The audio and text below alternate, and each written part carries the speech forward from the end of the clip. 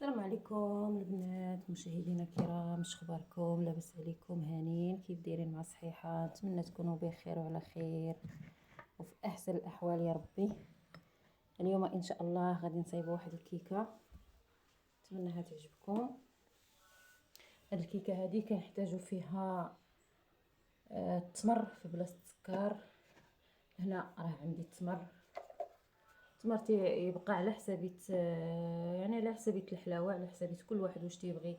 هاد الكيكه هذه تجي حلوه او لا، انا ما عرفتش هنا بالضبط شحال عندي من حبه ديال التمر. تقريبا واحد الكاس، يعني بعد ما نقيته من هذاك العظم اللي تيكون فيه ومسحته مزيان من الغبره.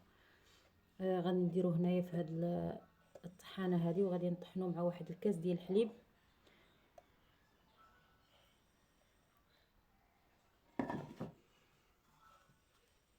بسم الله.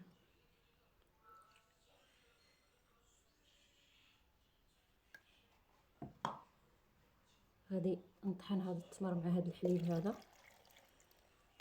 هاد الكاس هذا راني قبل طحنت فيه الكركاع، داكشي علاش كيبان لكم هكا فيه شي حاجه كتبان لكم بيضه. هنا بعد ما طحنت هذاك التمر مع الكاس ديال الحليب تيجي على هذا الشكل هذا. دابا غادي نخليه على جانب هنا، وغادي ندوزو لهداك الشيء اللي غادي نبداو به. هنا عندي الكركاع مطحون، من الاحسن نخليوه هكا فيه هذوك يعني تيكون هكا ما منيل شي مزيان، نخليوه فيه هذا هكا، نخليوه حرش. هاد الكركاع هكا راه ما يعني ما مصهداه، ما حتى شي حاجه ما داخله الفران لا والو. وهنا كنحتاج الدقيق الكامل، بعد ما دخلته الفران حمرته واحد شويه، يعني دقيق كامل بنخالته بكل شيء ليه، ماشي الفورص. وهنا عندي واحد جوج حامضات محكوكين، يعني القشره ديالهم. بطبيعه الحال جوج خمارات حمرين. وهنا كنحتاج واحد 4 ديال البيضات. بسم الله. غادي نوضعهم هنا.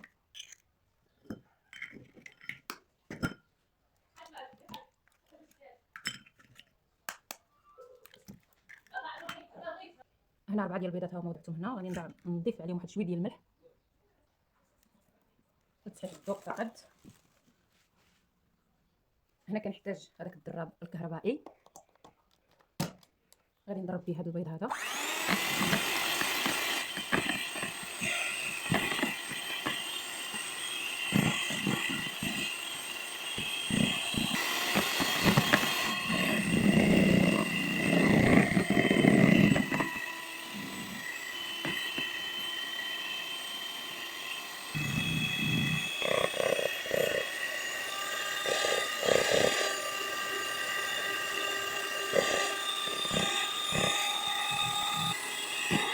هنا عندي كاس ديال الزيت مع ملح، غادي نبقى نضيف شوي بشوي.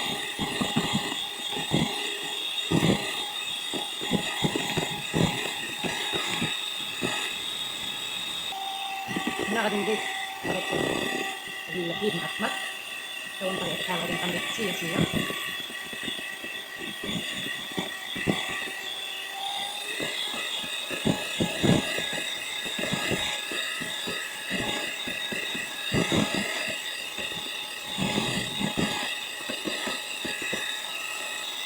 هنا غادي نضيف عصره ديال الطماطم.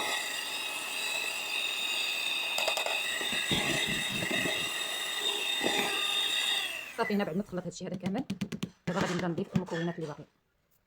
هنا غادي نبدا نضيف هذاك الكاس ديال الدقيق، غادي نبدا نضيف بشوي بشوي. بسم الله. وغادي نبداو نحركو غير بشي معلقه اولا شي ضراب عندنا يدوي ولا شي حاجه. انا هذه اللي لقيت حدايا. ونبداو نضيفو بشويه بشويه.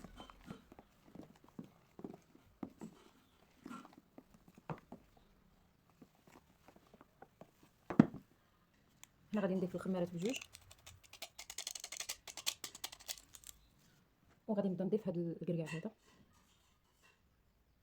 بسم الله.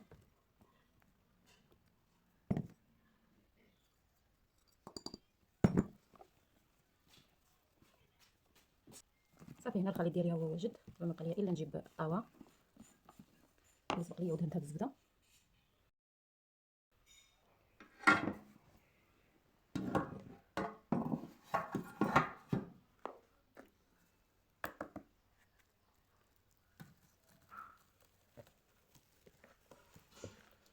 غادي نصب هذا الخليط ديالي هذا هنا كامل.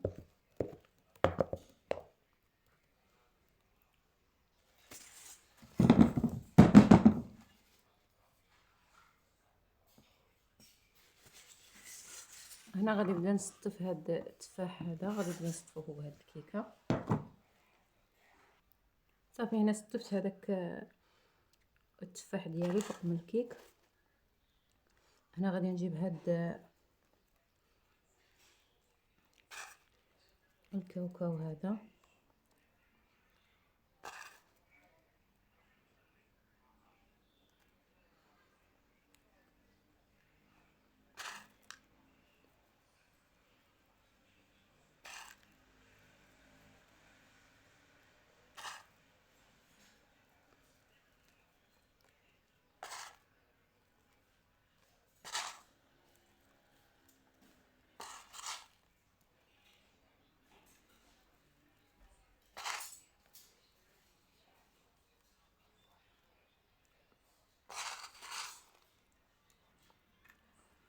وغادي نديرو هكا من الجناب.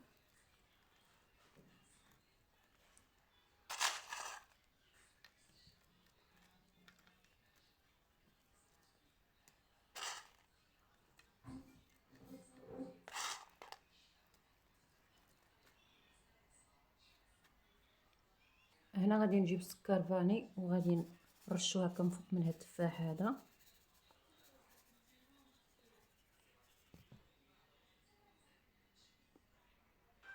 ودابا ما بقى ليا الا ندخلها الفران. الكيكه ديالي هي هذه راها طابت، خرجتها ما شاء الله. ومن هنا ما ننساش نشكر المجموعه ديالي، مجموعه الثقه والتعاون برئاسه الاخ اتوميكس، وكنقول شكرا اخويا على الدعم ديالكم المستمر، جزاك الله الف خير. شكرا للمشرفات اعضاء المجموعه، جزاكم الله الف خير. نتمنى هذا الفيديو هذا يعجبكم، وما ننساش يعني ندعو اي اخت بغات تنضم للمجموعه ديالنا 100 الف مرحبا بك اختي. خويا اطميس كيدعم جميع القنوات المفعله او غير مفعله، فاللي بغات تنضم للمجموعه ديالنا 100 الف مرحبا بها، فالدعم راه بالمجان. اللي بغات تخدم على القناه ديالها مرحبا بها. وهنا غادي نقطع معكم هاد الكيكه هذه.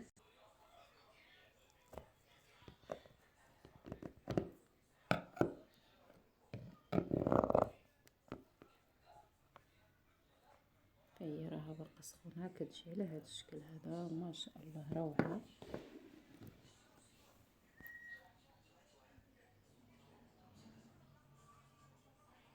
كيكه صحيه ما شاء الله، نتمنى تجربوها وتعجبكم.